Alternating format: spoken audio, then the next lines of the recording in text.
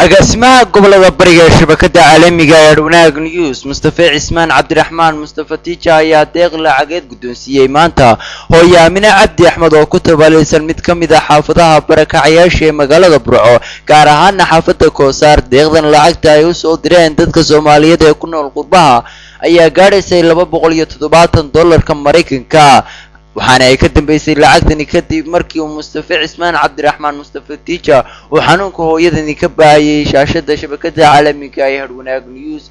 agaasimaha gobolada bariga ee shabakada caalamiga ee Wanaag News Mustafa Cismaan Cabdiraxmaan Mustafa Tiija oo intii aanu lacagtani guddoonsiin la hadlay saxaafadda ayaa uga mahad celiyay dadkii soo diray lacagtan, isagoona ugu baaqay intii kale aan ka qayb qaadan iyo intii hore ugu soo tabarucayba inay soo caawiyaan hooyadani.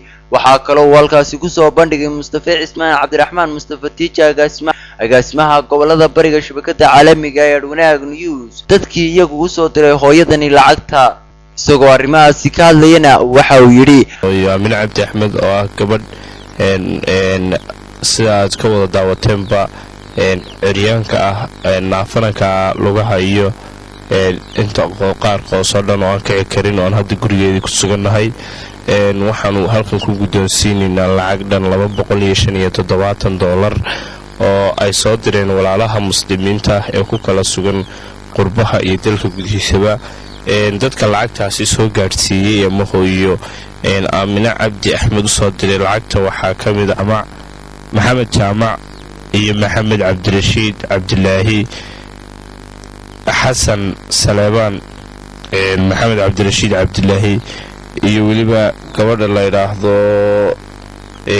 Leyla Muuse Yuusuf Cabdiqaadir Yaasiin Cali iyo Xaashi Cabdi Cigaal iyo weliba dad fara badan oo kale. dhammaantood dadkaasi waxay usoo kala direen $275 waxayna $275 kusoo hagaajiyeen akoonka ay ka fadatay xawaalada dahabshiil. waxaana halkan ku guddoonsiinaysaa Wanaag News hooyo Aamina Cabdi Axmed oo iyana madashii lacagtani lagu guddoonsiinayay ka hadashay ayaa uga mahad celisay Mustafa Cismaan Cabdiraxmaan Mustafa Tiija Wanaag News iyo intii kale ee ka qayb qaadatayba inay maanta hesho tabarucaadka ay ku soo tabaruceen dad iyaga ku kala dhaqan daafaha dunida, iyagoo ugu baaqday ummadda Soomaaliyeed inay ka qayb qaataan caawimada la siinayo si looga saaro baytir biraha oo haatan igaga jira qaar ka dambe isla markaana aanan ka kici karin. dadka muslimiinta ay soo caawiyeen way mahadsan yihiin. ilaahay iyaguna ka caawiyo wixii dhibaato ah. waxaad kala ka codsanaa wixii awoodaan ee kale aday heli karaan marba. hooyo Aamina Cabdi Axmed oo xilligan u kici karay saxarada lagana qaado weel ayaa waxa weel u ah odaygeeda iyo 2 caruur oo wax saasa kala weyneen. Saleebaan Xasan Kaasho waa sayiga Aamina Cabdi Axmed oo haatan la nool. maruu la hadlayay shabakada caalamiga ee Wanaag News ayaa uu sheegay inuu xilligan u haynin dhaqaale uu ku saaro birahan, isagoona ka marakacay inuu muddo 3 sano la joogay wixii hiil hoo iyo huba uu hayay ugu taray, isagoo xilligan sheegay in aanu haynin wax uu birahani kaga saaro, isagoo ka codsaday ummadda Soomaaliyeedna inay wixii tari karayaan akoonti lambarka shaashada ka muuqda. waxaana uu mahad celiyay Mustafa Cismaan Cabdiraxmaan Mustafa Tiija oo uu sheegay inay qayb libaax leh uu ka qaatay hirgelinta inay maanta hesho hooyadani lacagtani loo soo diray.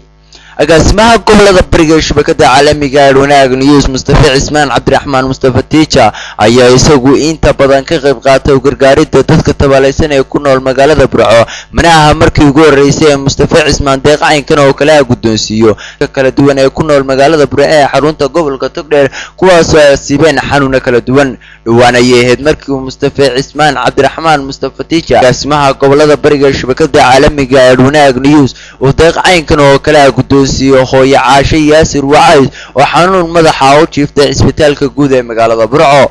Cabdirasaaq Faarax Cabdilaahi, Cabdirasaaq Nakruma, shabakada caalamiga ee Wanaag News magaalada Burco.